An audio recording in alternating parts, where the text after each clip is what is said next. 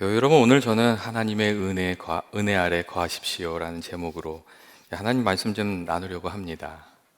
우리들의 삶에는 언제나 크고 작은 문제가 있습니다. 우리는 문제 없는 삶을 원하지만 한 가지 문제를 해결하고 나면 또 다른 문제가 우리에게 찾아오는 경우가 많이 있습니다. 내 안에 있는 문제를 해결하고 나면 가정에 있는 문제가 있고, 가정의 문제를 해결하면 또 직장의 문제가 있고, 또 물질의 문제를 풀고 나면 관계의 문제가 있고, 관계의 문제가 넘어서면 건강의 문제가 이어지고, 이게 문제가 끊임없이 찾아오는 경우가 많습니다.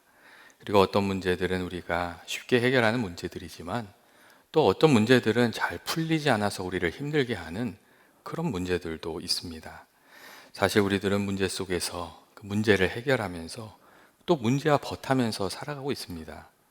특별히 풀리지 않는 문제와 오랜 씨름을 하다 보면 그 문제로 인해서 스스로가 작아지는 것 같은 또 느낌을 받을 때도 있습니다. 이 모든 일이 평탄하고 슬슬 풀릴 때는 잘 몰랐던 내가 너무 작은 것 같은 느낌, 그 아픔과 맞닿게 되면 나는 왜 이럴까 하는 생각도 들고, 또 자기 자신에 대해서 한탄하면서 좀 허우적거리게 되는 그런 경우들도 있습니다. 하지만 그러한 때에도 이렇게 겸손이라는 가치를 배우고 우리를 긍휼히 여겨주시는 주님을 붙들고 이렇게 계속해서 나아가다 보면 하나님께서 은혜 주셔서 살 수 있게 해주시고 또 이겨낼 수 있게 길을 열어주신 경우가 많이 있습니다. 성경은 문제가 없는 삶을 말하고 있는 것이 아니라, 비록 우리들의 삶에 문제가 있지만 주님이 주시는 은혜로 이겨나가는 삶, 그 은혜의 삶을 우리에게 말씀해 주고 있습니다. 1살 때 소아마비에 걸려서 두 다리를 쓰지 못하게 되었지만, 그 뉴욕 주립대를 졸업하고 서강대 영문과 교수로 일하셨던 장영희 교수님이라는 분이 계셨습니다. 그분의 책 중에 살아온 기적, 살아갈 기적이라는 그 제목의 책이 있는데, 그 안에 그분이 그 뉴욕에서 공부했을 때 겪었던 이야기가 하나 담겨져 있습니다. 그분이 이렇게 살아가는 동안 장애인이란 이유로 학교 진학할 때마다 참 어려움을 많이 겪었다고 합니다. 예전에 한국에 그랬잖아요. 장애인이라고 그러면 입학 허가를 잘 안 내준 거예요. 그래서 한국에서 박사과정을 받아주는 곳이 없었기 때문에 이 불편한 다리로 가족을 떠나서 미국으로 와서 외로움을 견디면서 유학 생활을 했다고 합니다.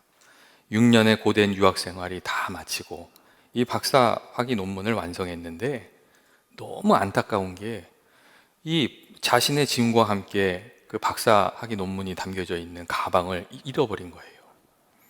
장영희 교수는 자신의 논문을 잃어버리고 나서, 이 도둑 맞고 나서 너무 허무해가지고 정말 죽고 싶었다고 합니다. 무거운 책가방을 메고 목발을 짚고 눈비를 맞으면서 힘들게 그 도서관을 다녔던 거, 그리고 막 엉덩이에 종기가 나도록 꼼짝없이 이렇게 앉아가지고 책을 읽으면서 이 밤을 지새웠던 것들, 또 외롭고 힘들었던 시간들, 이런 게 너무나도 허무했고, 이제는 그 시간들을 좀 마무리하고 이제 한국에 가면 가족들하고 같이 이제 살 수 있겠구나, 그렇게 계획을 가지고 있었는데, 그 모든 것이 이렇게 수포가 돼서 너무 마음이 힘들었다고 합니다. 그래서 몇 날 며칠을 먹지도 못한 채 방문을 걸어 잠그고 이 방에서 이제 절망에 빠져 있었는데, 5째 되는 날 아침에 이렇게 눈을 뜨니까 커튼 사이로 한 줄기 햇볕이 이렇게 비쳐 들어오는데, 벽에 이렇게 줄을 하나 만들더랍니다. 그것을 보면서 침대에서 일어나서 이게 건너편에 있는 거울을 이렇게 거울에 비친 자기 자신을 이렇게 보고 있었는데, 참 신기하게도 그때 자신의 마음속 깊은 곳에서부터 어떤 목소리가 속삭여 주는 것을 들을 수 있었다고 합니다. 괜찮아, 다시 시작하면 되잖아, 다시 시작할 수 있어, 이건 논문인데 아직 살아있잖아, 논문쯤은 괜찮아, 그런 이 목소리가 들리는 것 같았다고 합니다.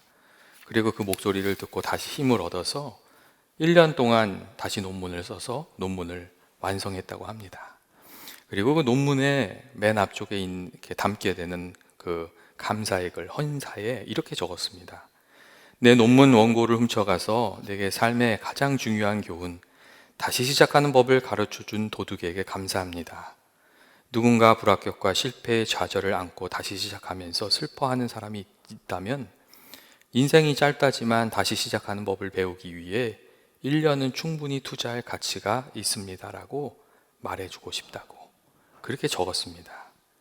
장영희 교수는 자신의 아픈 경험을 통해서 넘어지지 않는 것보다 중요한 것은 넘어지더라도 다시 일어날 수 있는 힘을 배우는 것이라고 그렇게 이야기해 주었고, 또 가톨릭 그 신자였던 이 장영희 교수는 고난 중에 하나님께서 깨우쳐 주시는 것이 있다고, 깨우쳐 주시는 생각이 있다는 것을 우리들에게 이야기해 주었습니다. 교회 여러분, 우리들의 삶도 마찬가지 아닙니까? 우리들의 삶에 다양한 문제들이 있고 우리들 중에 넘어지지 않고 살아가는 사람은 한 명도 없습니다. 말의 실수, 선택의 실수, 그리고 넘어짐의 아픔, 그런 것을 겪지 않고 살아가는 사람들은 아무도 없습니다. 심지어 믿음의 조상이었던 아브라함도 실수한 때가 있었고, 하나님의 위대한 선지자였던 엘리야도 그 믿음이 실족했던 때가 있었습니다.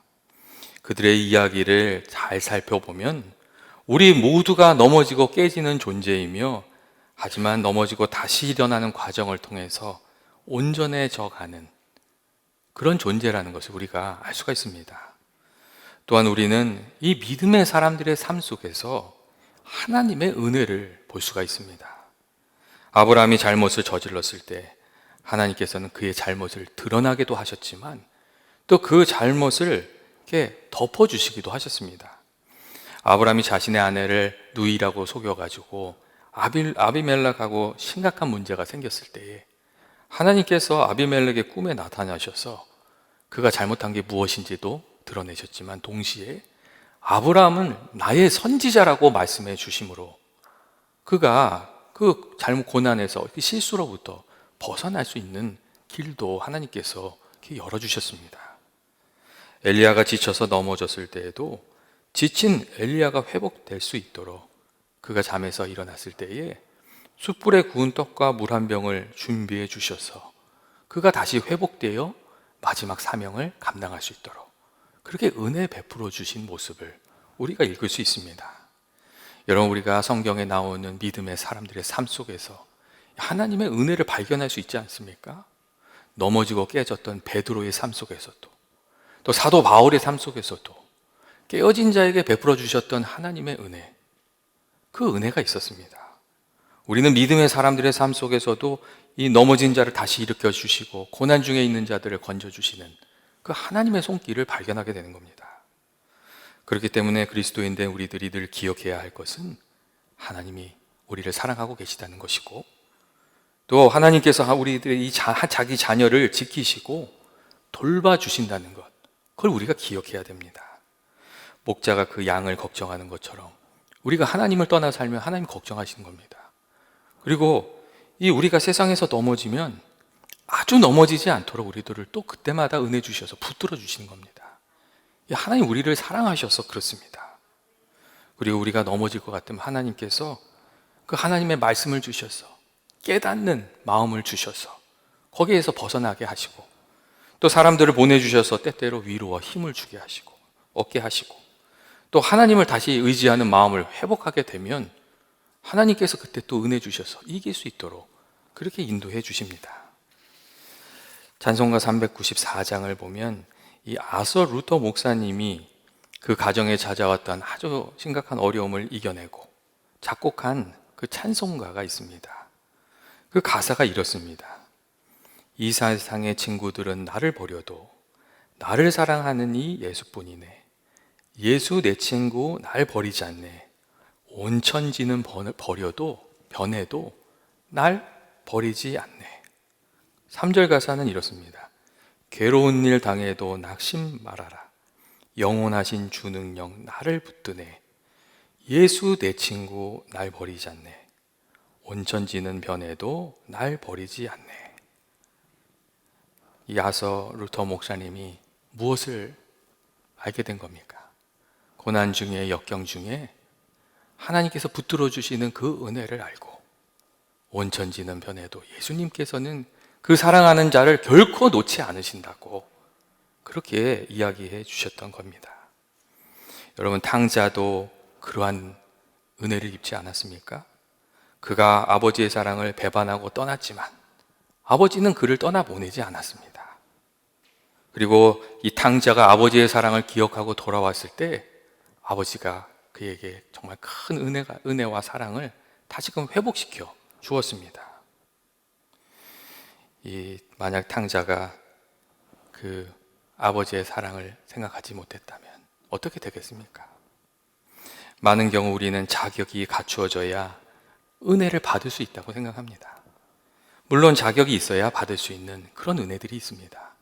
하지만 정말 큰 은혜, 정말 중요한 것은 자격으로 받는 것이 아니고 우리를 자녀 삼아 주신 하나님의 그 사랑으로 인해서 우리가 받고 누리면서 그렇게 살아갑니다.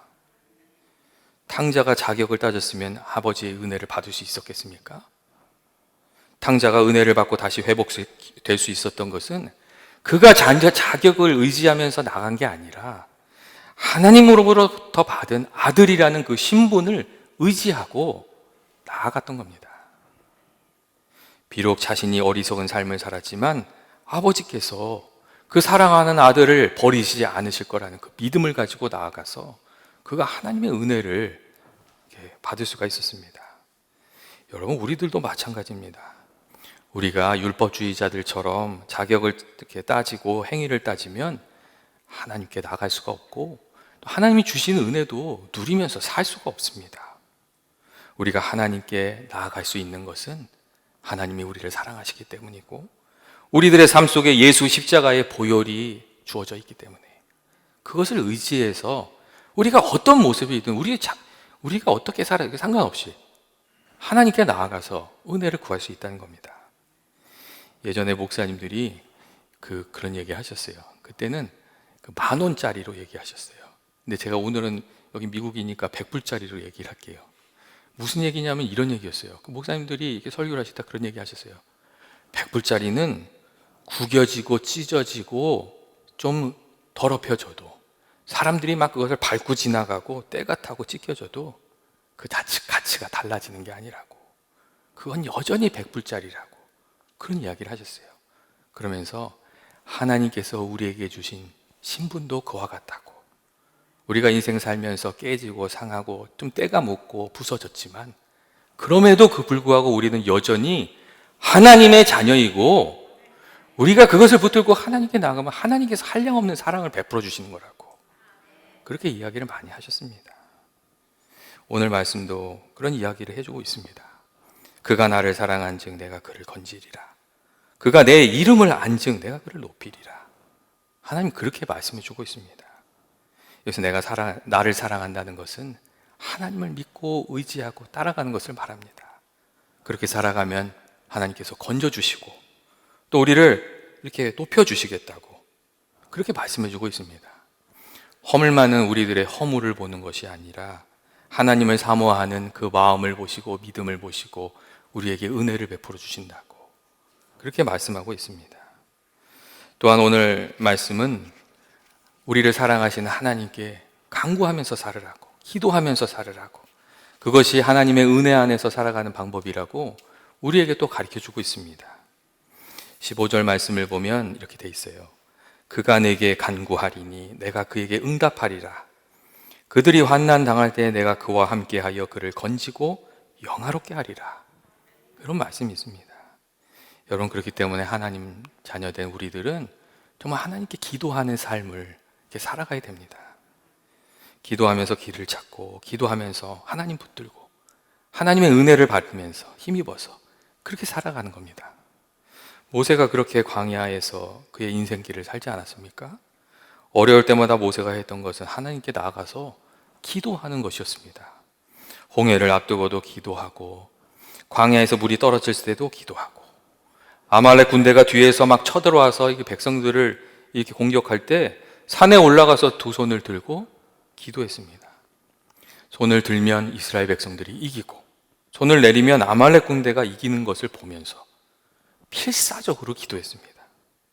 그리고 음식이 떨어지고 백성들과 갈등이 생길 때도 그가 하나님 앞에 나가서 이게 고개를 숙이고 기도했습니다. 모세는 기도로 인생의 문을 열고 기도로 문제를 풀어가면서 이 광야의 길을 살아갔다는 겁니다. 여러분, 우리들도 마찬가지입니다. 오늘 우리가 본문을 읽진 않았지만 91편에 이렇게 나와 있는 말씀처럼 우리가 지존자의 은밀한 곳에 거하며 전능자의 그늘 아래 살아가는 방법은 하나님을 늘 가까이 하고 사모하고 기도하면서 살아가는 겁니다. 그렇게 할 때 하나님의 은혜가 있다고 오늘 말씀이 우리에게 말씀해 주고 있습니다. 우리가 기도하면 하나님께서 이스라엘 백성들에게 구름 기둥과 불 기둥 주셨던 것처럼 우리들에게도 구름 기둥과 불 기둥을 허락해 주십니다. 여러분, 구름 기둥과 불 기둥이 다른 것이 아닙니다. 하나님께서 우리가 기도하면 우리의 인생길을 지켜주시고 인도해 주신다는 겁니다. 이스라엘 백성들이 그렇게 광야길을 가지 않았습니까? 구름 기둥 아래에서 불 기둥을 바라보면서 길을 찾고 또 주의 도우심을 받으면서 그렇게 광야길을 이겨냈습니다. 그런데 우리가 기도하면 하나님께서 그렇게 우리들에게 은혜 주시는 겁니다. 또한 우리가 기도할 때 하나님께서 이길 수 있는 능력도 주십니다. 우리 힘만으로 하면 우리가 할 수 없는 일이 세상에 너무 많이 있습니다. 이 사람들 중에는 왜 나는 맨날 이런 똑같은 잘못을 저지르며 약점 가운데 있는가, 그런 고민하는 분들도 있습니다. 그런데 우리가 기도 중에 뜻을 세우고 하나님 붙들고 앞으로 나아가다 보면 우리가 그와 같이 우리를 넘어뜨리는 약점에서 점점 벗어나는 것을 우리가 알게 됩니다. 그리고 더 나아가서 우리가 기도함으로 이전에 할 수 없던 것을 할 수 있는, 감당하게 되는 그러한 삶도 살아가게 됩니다. 참지 못했던 것 참을 수 있게 되고, 풀지 못했던 것을 풀게 되고, 이기지 못했던 것들을 이기게 되는 은혜 가운데 살게 됩니다. 예전에 제가 아는 분 중에 새로운 회사에서 새로운 프로젝트를 할 때마다 이렇게 교회에 나와서 늘 기도하시면서 그렇게 일을 해가셨던 분이 계셨습니다. 그분이 이렇게 얘기를 하시더라고요. 이렇게 새로운 일을 이렇게 받게 되면 어떤 때는 그걸 어떻게 해야 될지 잘 모르겠는 그런 때가 있대요. 그러면 그 문제를 놓고 막 기도를 한대요. 새벽에도 나와서 기도하고 운전하면서도 기도하고, 그냥 그 문제를 놓고 하나님 이거 어떡합니까? 그렇게 기도를 한다는 거예요. 그러면 기도하는 중에 조금씩 그것을 어떻게 해야 되는지 그림이 그려진대요. 그리고 그 그림을 가지고 일을 하면 하나님께서 또 길을 열어주신대요. 그래서 그 일들을 하나씩 해간다고. 그래서 일이 생길 때마다 그렇게 늘 나와서 기도하시는 그런 분이 계셨습니다. 여러분, 우리가 기도하면 하나님께서 지혜를 주셔서 우리가 한 걸음 한 걸음 어디로 가야 할지 가르쳐 주시고, 또 우리의 어두운 길도 밝게 비춰주시는 그런 은혜를 허락해 주시는 겁니다. 그래서 필릭스 브룩스 목사님이 그런 얘기 하셨잖아요. 내게 내 능력에 맞는 일을 구하지 말고 내게 주어진 일을 감당할 수 있는 능력을 구하면서 살아가라고. 나는 부족하지만 하나님께서 붙들어 주시고 도와주시면 넉넉히 감당하면서 살아갈 수 있다고. 감당할 수 있는 능력을 구하면서 살아가라고 그렇게 이야기를 해주셨습니다. 미국 독립운동을 할 때 13개 주의 그 대표들이 모여서 대륙회의란 것을 만들었습니다. 그런데 하루는 프랑스 대사가 와서 당시 그 대륙회의를 이끌던 군사령관 그 조지 워싱턴을 막 찾았다고 합니다. 근데 이 프랑스 대사가 조지 워싱턴이 어떻게 생긴지 모르는 사람이었던 것 같아요. 그래서 사람들한테 그렇게 물어봤대요. 누가 조지 워싱턴이냐고, 누가 리더냐고 그렇게 물어봤대요. 그랬더니 거기 있는 사람들이 이렇게 대답을 했다고 합니다. 우리들이 기도할 때에 의자에 앉아있지 않고 무릎을 꿇고 기도하는 사람이 조지 워싱턴이라고 그렇게 이야기해 주었다고 합니다. 여러분, 무슨 이야기입니까? 그 당시 사령관이었던 조지 워싱턴은 기도의 중요함을 알았고 간절히 기도하는 사람이었고, 또 기도하면서 길을 찾고 힘을 얻는 그런 사람이었다는 것입니다. 여러분, 기도는 우리가 하나님 품 안에 머무는 길이고 인생의 길을 찾는 방법이고 또 하나님의 은혜를 누리면서 살아가는 길입니다. 능력의 비밀을 묻는 제자들에게 예수님께서는 기도 외에는 다른 것으로 이런 종류가 나아갈 수 없다고 그렇게 말씀하셨습니다. 그리고 사무엘상 1장 15절을 보면 그 고난 중에 있던 한나가 자신의 기도를 이렇게 표현합니다. 여호와 앞에 나의 심정을 통한 것이라고 그렇게 표현하고 있습니다. 그리고 이 한나가 정말 간절하게 자기의 마음을 하나님께 드렸을 때, 그 마음이 통했을 때 하나님께서 한나에게 귀한 은혜를 또 허락해 주신 것을 우리가 잘 알고 있습니다.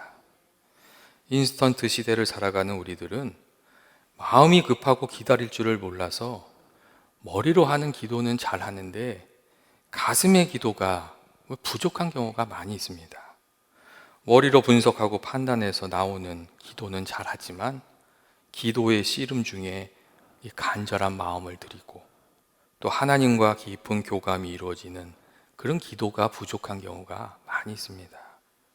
그래서 기도의 사람이었던 이엠 바운스는 야곱처럼 하나님과 씨름하는 그 기도의 그 씨름꾼의 마음을 가질 때에 우리가 가장 높은 수준의 그 기도를 하나님께 드릴 수 있게 된다고.